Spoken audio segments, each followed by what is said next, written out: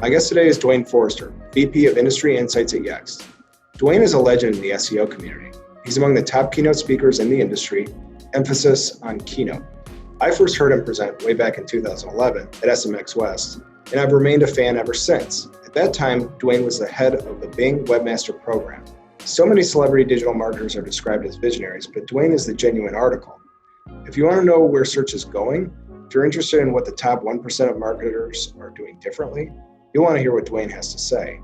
He's been remarkably prescient about everything related to the future of search. He joined me on Suds and Search to talk about two of his favorite topics, answers and intent.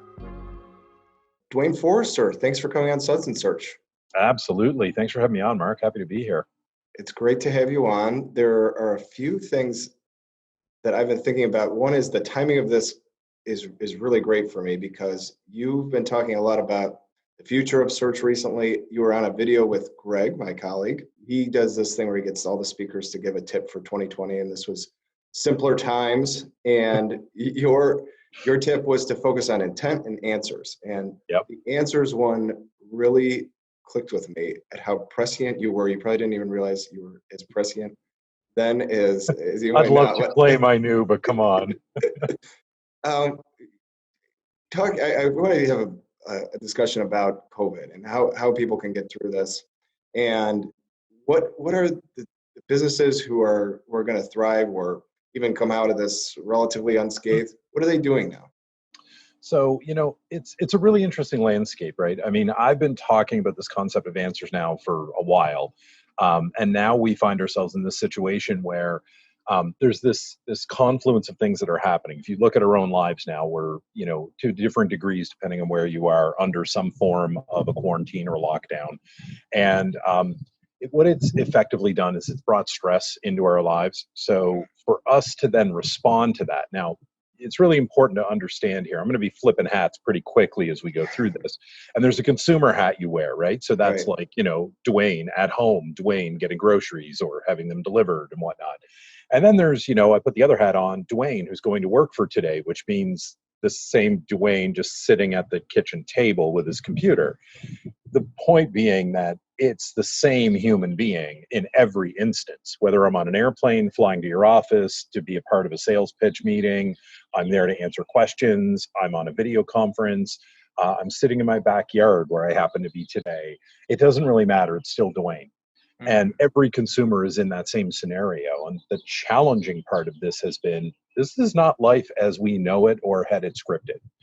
And so we've had a big change in demands, run down a laundry list of things, whatever list you want. But if you take this to your own life, I'm pretty sure that you've had thoughts about toilet paper, probably more so than you ever have in your life before.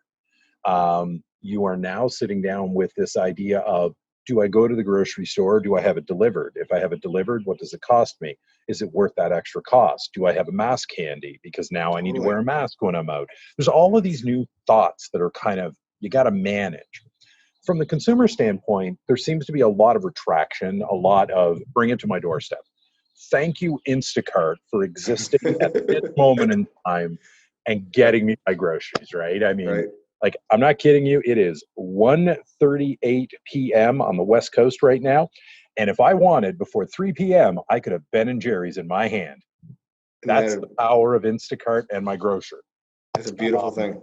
Right. Now, this past week, I had an order show up, and the delivery driver actually tried to steal alcohol on my order.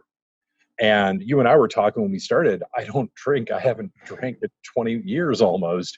And I knew that the story sounded a little bit fishy. I did some investigating, calling my local store, and they basically debunked what I had been told. I contacted Instacart, and within 24 hours, everything had been resolved. Credit to my account, refund on my order, everything was taken care of. And I'm like, pain in the backside. But this is what we have to deal with today. Instacart has to deal with this from their side. I have to deal with this from my side as a consumer. Is it worth the headache, the friction to get what I want to avoid something I would like to avoid? Yeah, I still think yes, it is. I mean, 95% of my interactions have been nothing but positive. They've been great. So, I still highly recommend. I think it's great. Anomalies will happen. And the more you use the service, the more likely you are to see an anomaly. It's just a game of percentages. So things like that don't worry me. But what worries me is, where are all of my small businesses? Where are all of my medium level businesses that I would normally go to in the run of a day? And I understand it's difficult times. You've not been deemed essential. You've been deemed closed, and I can't access you. I got that. That's not an issue. That, however, does not absolve you from returning my phone call when I leave you a voicemail to ask you what's going on, or when I cancel an appointment with you. I don't hear from you back about that. I'm fine with it, but wow, talk about not giving a crap about your customer. And I understand, me as the customer, as Duane, forget the customer side of it, as Duane, I am not even remotely important in the life of that business owner. They have far, far more important things to be focused on right now. Their staff they're about to furlough, the people they can keep on, how do they manage their supply chain or shut it down but not endanger it? What does reopening look like? All of those things are far, in my opinion, far, far more important than calling Duane Forester to say, I got your message that you canceled your appointment. Like, totally you get a pass on that, right? Yeah. But when we're a month into this and I go to Google Maps and I still see your regular business hours, and I go to your website and you're still pitching me, come in for this appointment, and I phone you and then I get a message saying we are closed, what that tells me is the business owner is walking away from communicating with customers. And again, difficult times. It's hard in a lot of cases. Reasons, right? Yeah, I mean, and legitimate reasons, like legitimate reasons. But there's still the responsibility there, and I, you have to take that step forward. Now more than ever. Just as we were prepping to come onto this call, you and I were just kind of bantering back and forth, and we talked briefly about this idea of answers and broadly about answering questions. And holy crap, that's never been more important. Never. I mean, look, right up until let's just arbitrarily say the beginning of January, we lived in a world where you would just go ask a search engine something, or you would ask a smart speaker something, or you would call up Siri on your watch or whatever, and it would get an answer. And you were fine with it. Like if it was complete BS, you might do a double take and go, oh, yeah, Alexa, you're drunk, go home. Like something like that. But and I'm very close to that space in NLP and voice search and all of that. And so I've seen that growth, and I think we all have seen the growth in intelligence in these platforms and their ability to answer questions better. We've seen it in 2 years skyrocket in its ability to answer questions. And now all of a sudden it's not a nice to have. Now it's a requirement in my life. I need to know, is that business open? Because I am on a mission, point A to point B. I will not stop anywhere else. Do not deflect me, make me go anywhere. And I need to know, do you have a lineup? Should I set an appointment? What are the rules of engagement at your office? I need all of that information, and I need it before I make my plans. Because if I learn all this along the way and it's piecemeal, if I'm out and this is like before January, I'm frustrated with you, but there's a competitor across town and I go to them and I get what I want. Well, now that competitor's in the exact same boat as you are. And if I end up frustrated standing on a sidewalk outside your business and you can't help me or won't help me, or it's a problem, part of that gets translated on you, especially if the consumer is coming to you through Google Maps and your information says business as usual. Only recourse I have as a consumer is to say, well, maybe that's not telling me the whole story. Maybe I'll go over and see for myself, and therefore I won't be disappointed when this is a failure and a wasted trip. But I'm willing to take that risk. And most consumers aren't in that because they're also dealing with this. You'll remember this, Mark, like when this whole thing started, there was a rash, and people could not understand it, of vivid dreams that people were having. It made news cycles for weeks. And that's because of the stress that we were finding ourselves under. And as a result of that changed how we made decisions.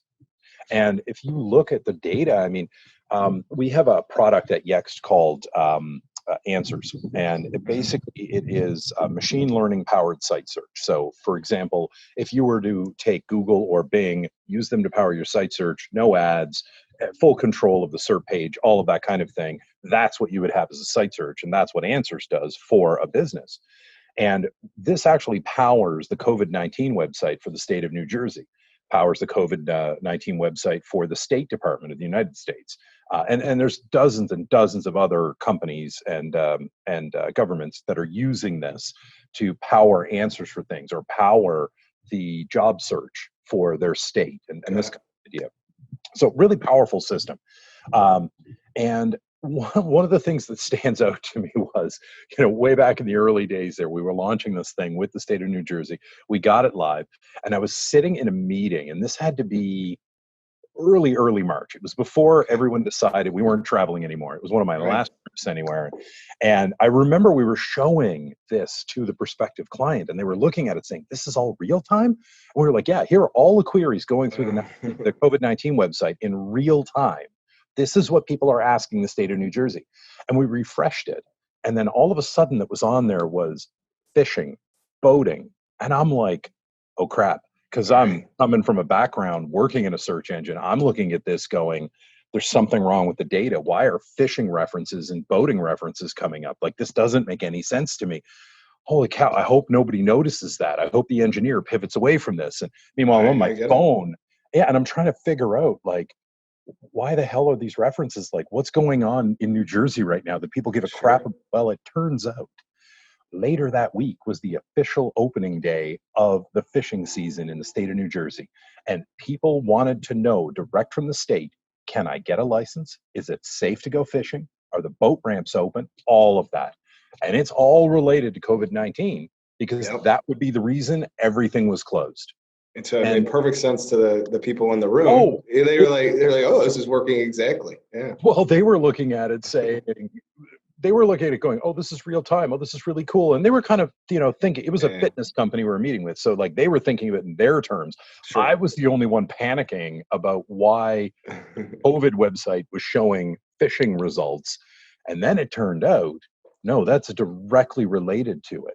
So every facet of our lives now has pivoted around this concept of not, I'll take an answer, right? Like that's what we were trained to accept over 20 years of search. We were trained, toss in a keyword, get an answer back. It was generally okay. And you move forward with life. Right. January changed all of that. This pandemic changed all of that because now with the stress people are under, they don't have time nor inclination to deal with maybe that's a good answer. Right. They require actual answers. And if it's a question about your brand and you're failing to answer it, you're written off.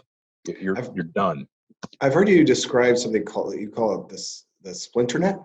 Is that right? Yeah. This seems to be going along the lines of what you're telling. What is the Splinternet? What does this mean? Yeah, so the original concept, if I'm remembering this correctly, I did not coin the phrase. I happened across the phrase while it was describing something else, and I just happened to be having one of those days where I'm just kind of letting my mind drift, and I was like, "Wow, hold on a second. This actually would describe what I think is happening here." I believe the original intent of the word was to coin. It was talking in the early days about the hardware and the cost of hardware to power the internet, and how like every 6 months there was something that was new and it was super expensive. And in order to be at the front end, in order to have fast internet, you had to buy this new server and all of this stuff. Okay. And the idea was that it was going to create a split of those who could afford and those who could not afford. And so that was the Splinternet. So you would have a super fast highway for those who could afford and a back country road for those who couldn't, basically. Like, and that's where the idea came from.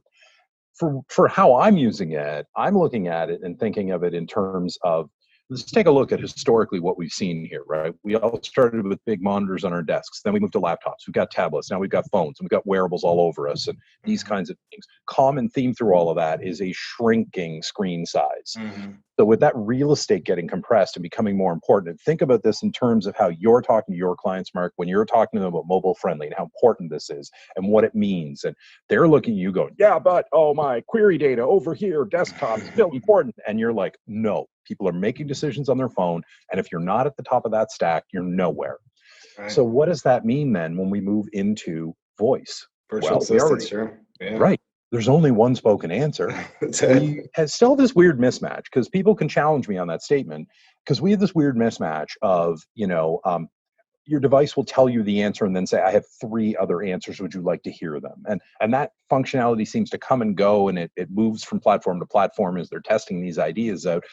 And I think what they're seeing is showing me all the rest of it in the app on my phone is a dead end because I'm not going there. I'm just talking to my speaker and moving on. But what's happening with this is because that real estate is shortening, that real estate is getting, it's getting smaller and smaller. We have this moment in time coming along where, look, and especially something like this pandemic has really crystallized this, has had the effect of effectively, if you boil something on the stove too long, you concentrate all the flavors. And that's effectively what this has done and made people realize, I don't want bullshit. I don't want crap.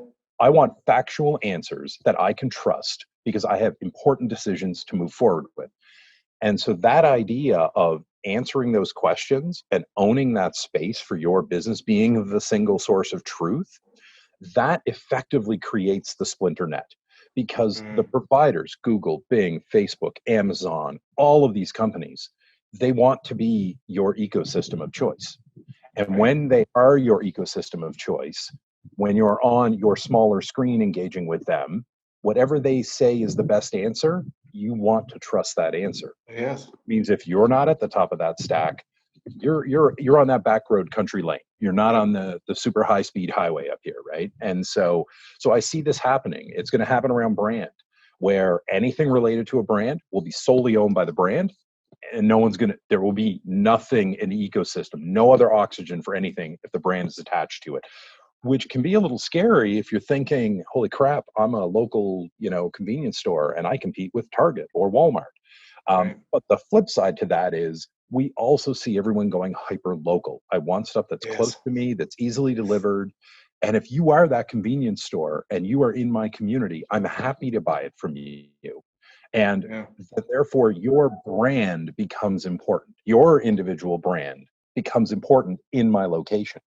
So now you're at the upper end of that splinter net as well, and you're competing with the Targets and the Walmarts for my local dollars. So there's room here for folks, but they have to understand how to get there. And let me tell you, the search engines already gave us the model for this. In fact, the model existed prior to the search engine using it. It's the concept of a knowledge graph. We all think of it in the world of search because in 2012, Google came out and said, hey, here's a knowledge graph. Here's everything we know about everything on this topic right here. And what was less talked about at the time, and this is back when I'm working for Bing at this time in Webmaster Tools, what's less talked about is we were using knowledge graphs inside the search engine to build our understanding of the world around us and then be able to answer the questions. So now if you take that same thing and you basically say, why the hell does the search engine get to have all the cool toys? No, I want a knowledge graph. So now, and I'm thinking about a little meat market that's down the street here in my own community. And I'm thinking to myself, like establos, like they've got historical information. There's information about their building. There's, the size of the company, how long they've been around. There's the products that they have, the actual inventory on shelves, delivery times, delivery options. Do they do online processing? What are the rules around COVID-19 and social distancing? Like there's all of these different things that would be a part of their knowledge graph for that business. And if they take that and they create the knowledge graph, and that knowledge graph can be anything. You can put all your URLs in a spreadsheet, and that's the beginning of your knowledge graph. Or for our purposes, we have an actual system that you identify entities in, and then the system builds attributes and relationships, and it feeds those answers through a machine learning system that then gives you the answers And those answers, when they're shown on your website, are under your control. You can move pieces around however you want, so that when someone lands on the page, if you know that the map is the best answer for this, then you can damn well put the map at the top of the page. Right. And this is a lot of power in the hands of a marketer, even at a very local level, to do things like, hey, you know what? It's the long weekend. We've got a sale on our flank steaks for the long weekend. We need to put this, boom, right at the top of your web pages. There it is. And this There's isn't the a answer, typical banner. It goes into so much more depth about it, because the answer is expanded to not only will you get the flank steak, not only is it discounted, I can get it delivered to you in 2 hours for $2.99 more. And on top of that, I have an entire repository of recipes for you to choose from. That's So awesome. you don't need anything more than the intent to have a great barbecue this weekend. That's the only thing you need to bring to me. That's it. And suddenly I will answer everything else you need and get you the product you need. And there you go. And that experience, like I'm talking to you about it. I'm getting excited. And I'm thinking I've got some Wagyu beef hot dogs in my fridge right now that I'm thinking I need to thaw those out for the weekend. And I'm looking at you smiling at this, and I'm thinking to myself, everyone should have this site search experience to capture people and keep them when they're there. The other thing this does the is concept of a knowledge graph for a small business. Oh, yeah. Is it made me smile. I got excited about it. I think it's given your background at Bing, you know what this is, and just your little mom and pop should have this kind of thing, right? Every business needs this. Every business can have this. That's the important part, okay? Because it sounds like when I talk about it at machine learning levels and these kinds of things, like, exactly. Start to get like, oh wait, no, there's a service and there's a cost and no. Forget all that, okay? Why don't you just do it this way? Why don't you just sit down and say, okay, what do I know about my company that I am willing to share publicly? Great. Just create a list of all that. And then what you're going to realize as you go through all that is you're going to say name, address, phone number. And then you're going to say address. Here it is here. And then you're going to go zip code. And you're going to go, wait, there's a 4-digit code I can add to that. And you see what's happening there, that everything you put down makes you think of something else. Correct. So what you may think of is an oversimplistic scenario suddenly becomes a spreadsheet with 100 data points in it related to your business. And you know what? I don't know who the hell Establo was, but I want to know his story. I want to know how that business started, you know? Right. Because you know what's different about Establo is the name of the company. I want to make sure I get it right. Yeah. You know what's different about him than a big box grocery store is that there's going to be a story there. There's going to be a real person and a real family potentially. And absolutely, it came from somewhere. That's their advantage, isn't it? Tell me the story, you know? And then it's like, it's where do you source from and what are those stories? You know, is it organic? Is it grass fed? Like, I want to know all that because consumers today want the information. Before I put down my money, I mean, we're all shopping for groceries online now. And I guarantee you, I'm being very careful going through looking for the things marked organic. Because when I go to the store, I have a muscle memory to walk to that location to get my organic apples. And I know where to get them, and I just walk there now, and I pick them up all the time. But boy, am I disappointed when I just order apples, and I go, hey, I'm getting them on sale, and I get them, and they're cheaper, and then I open up the bag, and I go, this isn't what I normally have. And I realize, no, that's because I didn't pay attention, and I missed this cue, and, you know, and there's a long way to go. I mean, I go to my grocers. We shop from 3 different grocery stores locally. I say 3, and I hold up 4 things. 3. And maybe I do need a beer for this show because that seems to be off. But we shop from three different locations, and it's like you have to shop for some things at one, some things at another, and some things at a third. Sure. And that's how you get everything you want. And we're the same way. I'm finding stuff, specialty things that I would normally just walk in the store and get off the shelf. They haven't got them in their inventory yet. And I'm thinking, okay, this is a problem that predates the pandemic because this is not suddenly there was a massive increase in the popularity of cola flavored stevia drink drops, okay, which is an actual thing, right? It's a liquid that is sweetened with the stevia plant and it tastes like Coca-Cola. And so you just add it in water and boom, there you go. And they've got every other flavor, but they don't have the cola one. And it's doubtful that it's sold out because it's not that popular a product, but they haven't taken the time to fill in that gap. Right. And so we have a lot of like mid-sized businesses that are in that perspective, in that moment in time where they're like, I got so much to do, I got so much to do, and they're missing those little gaps, right? But those gaps are where I live my life. That's where I take the enjoyment in my life. So I'm like, okay, now I have to figure, is it worth it to me to go to the store, or do I just look at whatever else is there and I grab something else and I just deal with it? Yeah. I think there's before this was just about having a positive consumer experience. Now it's, and that could be a bit of an advantage. Now it's like, yeah, people are taking, they're to your point, they're very stressed. They're going out of their home. They could be worried about that. Yeah. And you're able to like really piss someone off if you don't have the right answers for them. You know? No, well, this is, and this is the truth of it, right? So small business, for example, actually has they have a bit of an advantage over a large company. So think of any typical box store.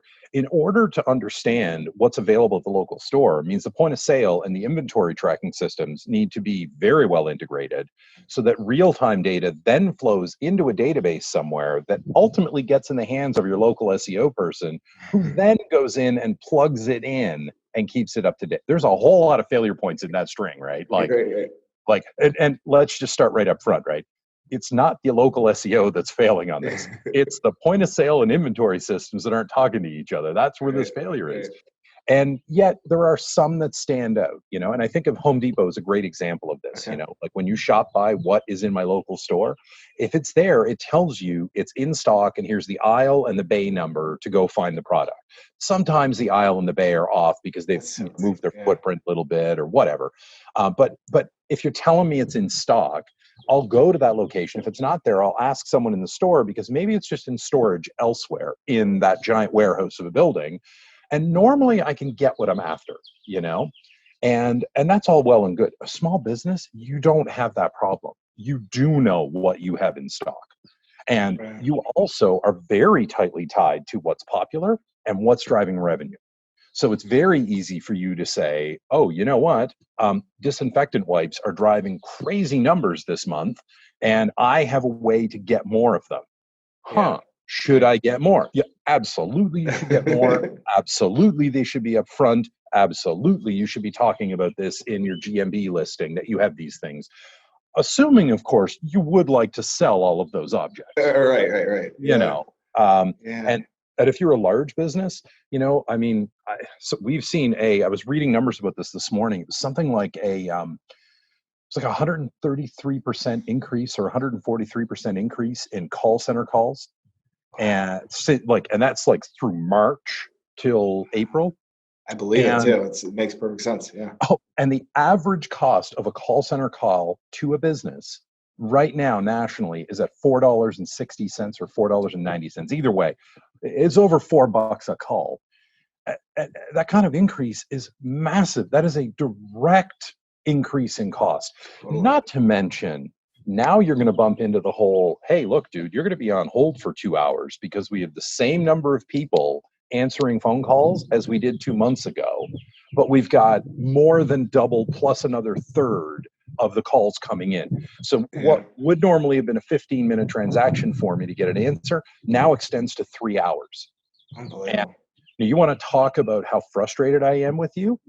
Well, I have 3 hours to write and rewrite my Twitter rant to you over and over, or I have all that time while I'm not being served to write reviews on Google, on Facebook, on everywhere. I mean, this is really a challenging moment for the businesses. And, you know, I think by and large, just based on what I'm seeing and the experiences that I'm having, we're going in the right direction. Like businesses turning, right? Like not all ships turned at the same moment. Not all ships are traveling at the same speed, but generally the fleet is going to make the turn, right? And businesses get there. You know, I think the challenge is one of simple economics for a lot of businesses. And if, you know, let's take this to like the 60,000 foot level, right?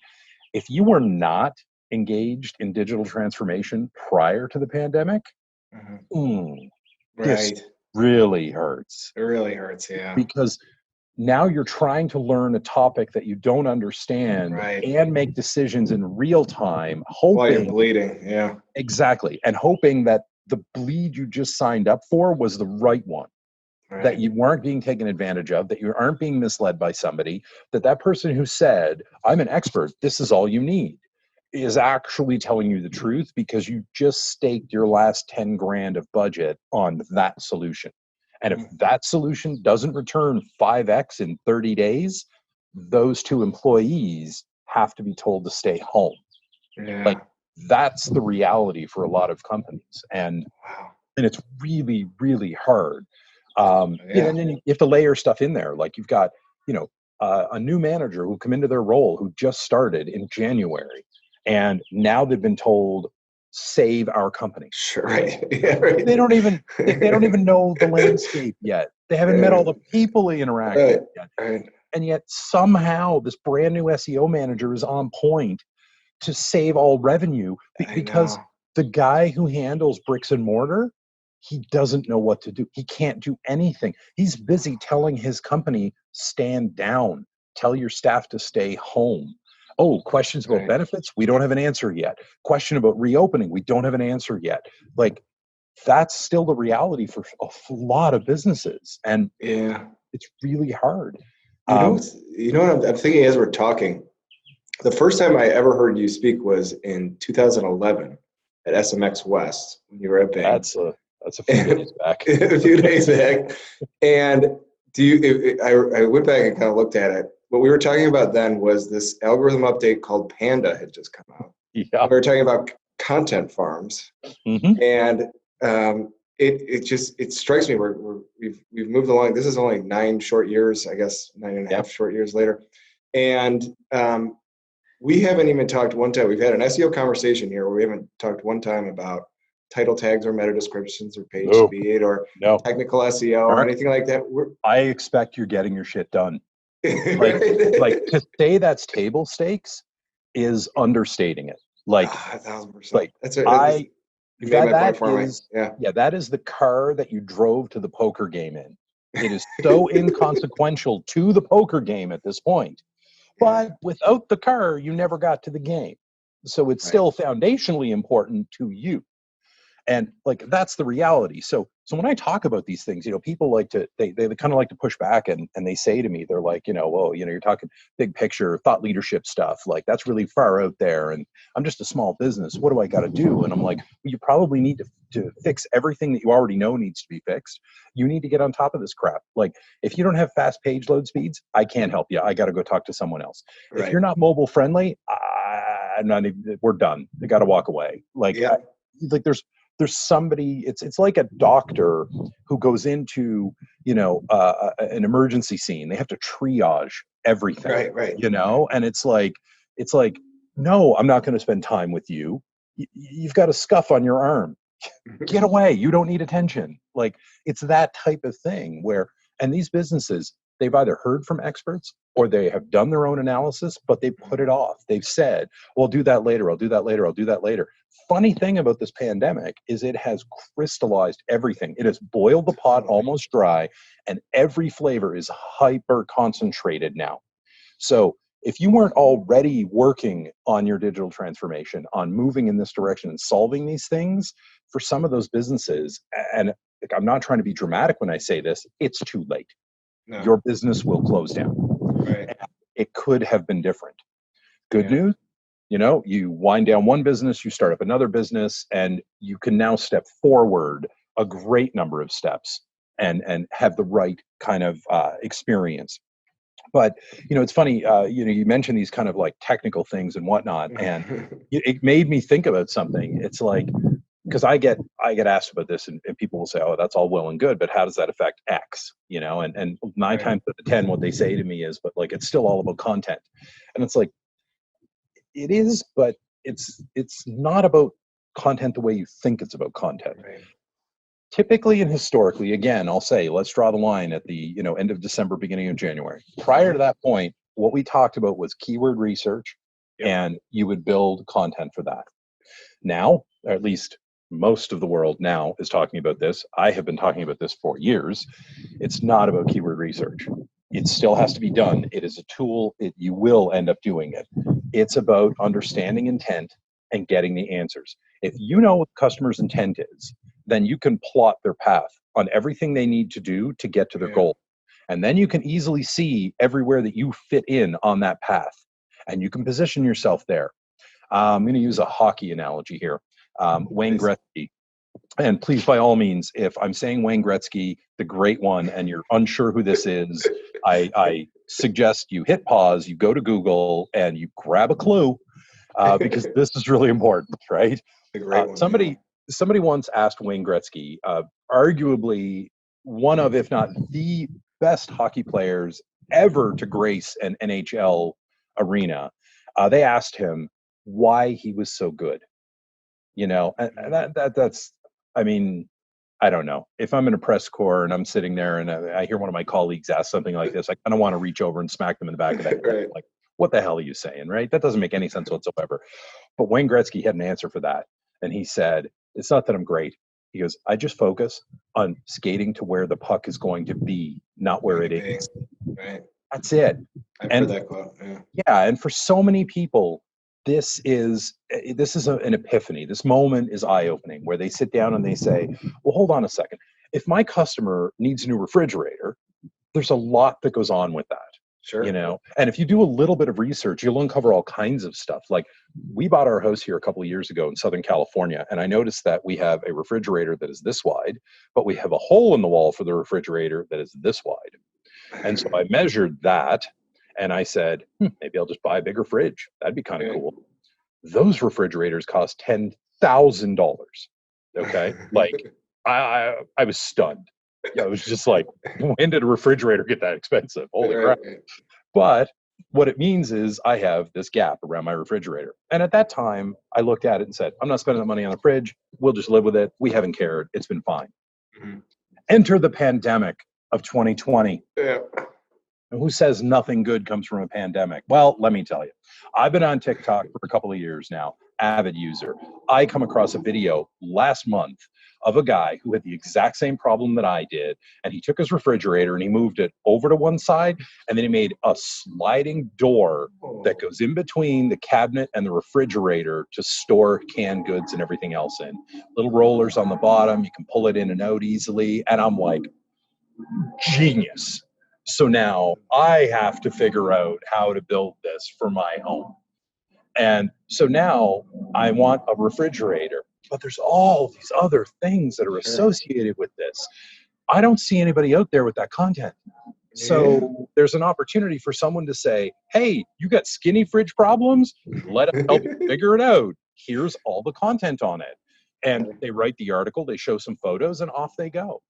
And it doesn't need to be anything terrific. It's the first thing. And that content gets ranked well. It gets held up as an example. People reference it. It builds traffic to your website. Hashtag skinny fridge. Yes, exactly. Honestly, I'm not kidding when I say this, Mark. Any local construction company could own that idea right now on the internet. And it's not just that. It's look around. You know, simple things.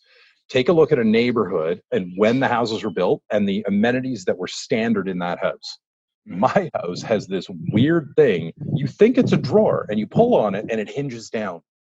And so like the handle's in the wrong spot because it's in the middle of this thing, so it's awkward. Mm-hmm.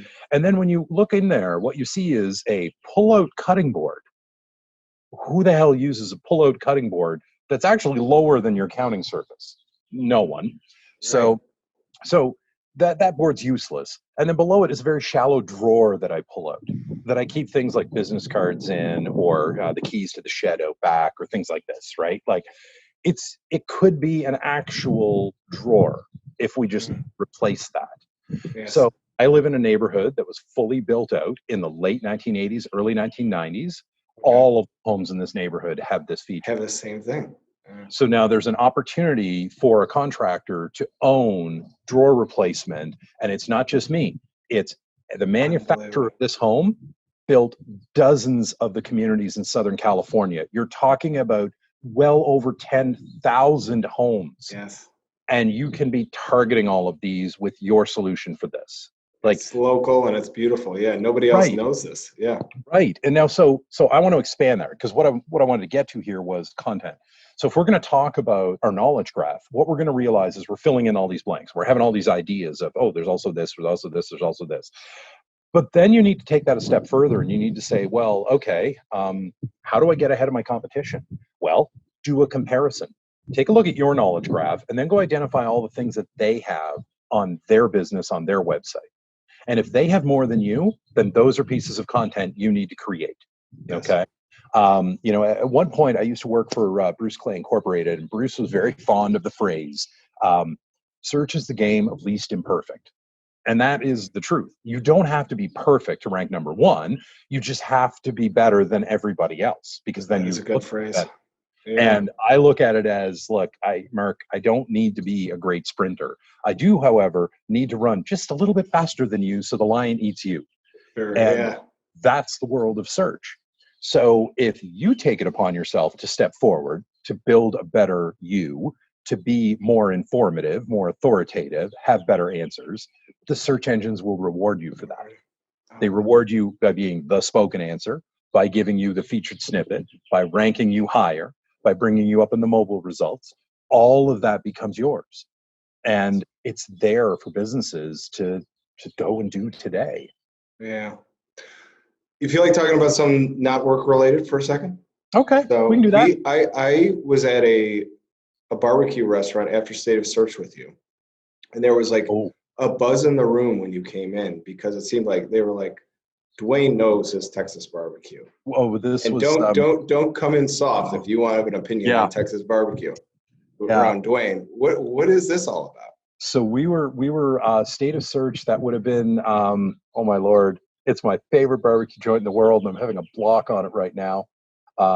Lockhart Smokehouse in South Dallas, down in Bishop Landing, or Bishop Arts. It was the best barbecue I ever had. Yeah, like I'm not Right. an expert or anything. Look, I'll be honest. I've been extraordinarily fortunate in my life, and I've worked for some big companies, and I've been able to travel a lot. And when you're sitting alone in a hotel room, your choices are, whatever happens to be available for your room service, or, hello, Google, can you find me barbecue?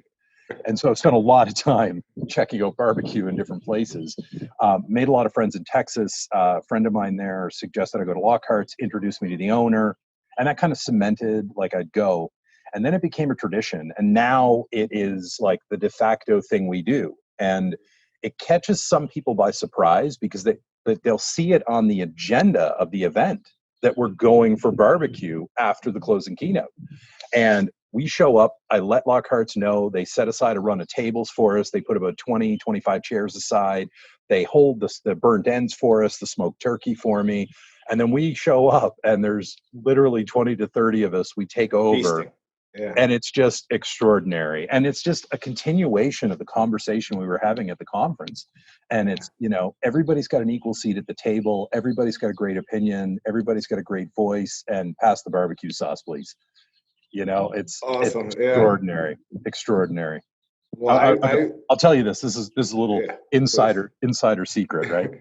So I will I'll wear this shirt into Lockhart's, and when I get back to my hotel room, I will take the little bag that you have in the closet for your laundry, and I will wrap this shirt in that bag, and I will take it and stick it in my luggage. And when I get home and I open that up, I smell the smoke from the smokehouse. Oh, you got some happiness. And I have that total sense memory just hits me like a ton of bricks after my trip. That's and a good I'm just story. like, oh, this is so good. That's a good story. Oh. Well, I'll be back there. I think it's in November, but I'll be back there this year. As long as everything's a little bit in flux right now. Yeah. I hope that's a long enough time. I hope so. I got an email about it the other day as one of the speakers. I'm like, I think a lot of speakers on the circuit were kind of taking a wait and see approach, because right, that's probably the better way of phrasing that. Well, I mean, I'm happy to commit, but the only real thing that I need like the event to commit to being virtual, if that's what happens to be needed, right? Either way, I'm going to commit. If the event doesn't happen, then there's no skin off my back. I'm still happy to support whatever it takes. But so far, a lot of the events are just going virtual, and and it, we can put more people in, we can have more sessions, and it's I think a great opportunity for people. Tune in for an hour and off we go. And look, I did a webinar. I did a webinar about 2 months ago, and they blew my mind. So the idea was that we were supposed to get together for lunch here in Los Angeles. And there were a number of people. We had like 45 people that had signed up to come to lunch with these experts. And we would all sit in the room and we would talk while we had lunch. So it's kind of like a working lunch. And we couldn't do that, obviously. And yet the organizers contacted me and they said, hey, look, we're moving the whole thing virtual. Just like, you're not going to show up at the restaurant. You're just going to do this on Zoom, and that's it. We've got everything covered. And I'm like, whatever, I'm in. My time was already blocked. I'm ready to go. Like, I'm happy to support whatever it takes. And about 15 minutes prior to the event, I got an email from Grubhub with I think it was a $15 or a $20 coupon in it. And I was like, what the hell is this? And I don't know why I got it. I just glanced at it and was like, oh, whatever. Didn't pay any attention to it. Hopped on my prep session. And during that, the organizer said, look, the attendees had paid to be at the lunch. And because we canceled that, rather than refund their money, what we did with them was we gave them all the cost of their ticket as a Grubhub discount coupon, and told them 30 minutes ago, place your order for lunch so that you will have lunch while we do this webinar. That's great. And I'm like, what a brilliant friggin' idea. Yeah. Like that's awesome. So 2 hours beforehand, you send out the coupon code, everybody orders their lunch, it shows up, they're eating lunch, they hop on the webinar with you, and we're having our virtual lunch. That's awesome. Yeah. And I'm like, now that's clever. I like that. Very smart. Yeah. Well, Duane, I think I'm going to let you enjoy the rest of your afternoon. I'm jealous of your weather. It looks fantastic there. It's it's Southern California. It's every cliche that you could think of. Yes, it's true. And also kind of paradise on earth. Yes, I know. It's kind of nice. Nice. I'm not going to lie. It rained a couple times this winter. That was pretty tragic. It rained a couple of times this week and really hard in Chicago. So, in fairness, I lived in Seattle for a decade, so okay. I'm going to enjoy this. You've earned it. All right. Yeah, that's what I'm saying. Well, Duane Forester, thank you so much for coming on Suds and Search. It was a real pleasure. It was really a pleasure, and hope to see you somewhere sometime soon. We'll see how this all goes. Like we said. Absolutely, Mark. Worst case scenario, we'll grab another virtual brew. It's all good. You got a deal. Cool, man. All right, man. I'll talk to you. Okay. Thanks, gang. Bye-bye.